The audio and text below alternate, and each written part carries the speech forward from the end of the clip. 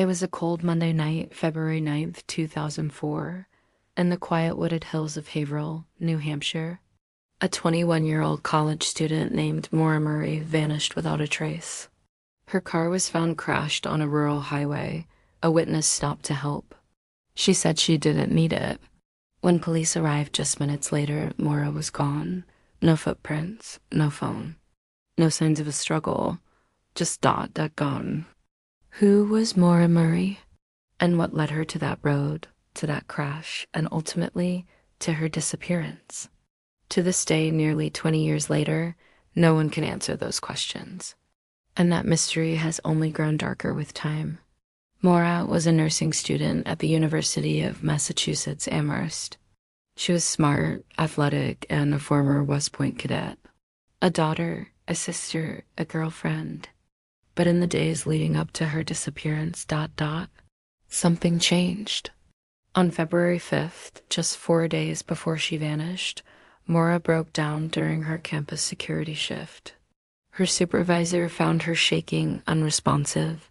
When asked what was wrong, she simply said, "My sister." But her sister later said they hadn't had an emotional conversation. So what caused Maura to break?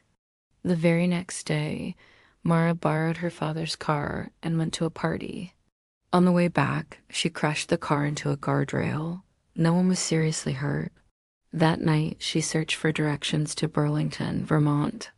She also contacted a condo rental to inquire about staying up north. Something was building. On Monday, February 9th, Maura emailed her professors. She claimed there had been a death in the family and that she'd be gone for a few days. There was no death. She withdrew $280 from an unmobile haul and left campus.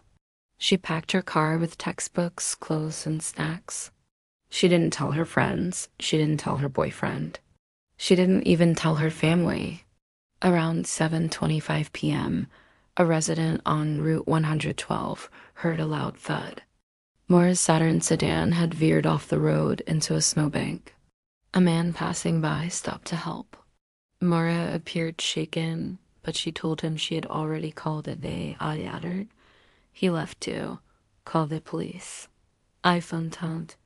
By the time officers arrived, less than 10 minutes later, Maura was gone. The car was locked. The airbags had deployed. Inside were her phone, wallet, and school papers. There were empty beer bottles and a box of wine, one partially opened. There were no footprints leading away from the scene. No sign she had run into the woods. And no evidence she'd been taken by force. Search dogs followed her scent for just over 100 yards, then it vanished. As if she had gotten into another vehicle or disappeared into thin air. There are several theories about what happened to Maura Murray. One, she ran away. That the pressure of school, personal troubles, and recent accidents led her to start over. But if that's true, why crash her car? Why leave everything behind? 2, she died in the woods. Some believe she wandered off into the forest, confused or injured, and succumbed to the elements. But no trace of her was ever found, not even a glove or shoe. 3, foul play. Someone may have seen her crash and taken advantage. Maybe a stranger. Maybe someone she knew. Maybe someone was already following her before she crashed. Her family has never stopped searching.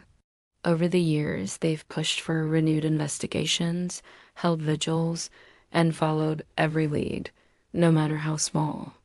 In 2021, a small section of ground near the crash site was excavated based on a tip. Nothing was found. The case remains open, but Maura Murray has never been seen again. No calls. No letters, no confirmed sightings, just 5 minutes. And then nothing. What happened that night on Route 112?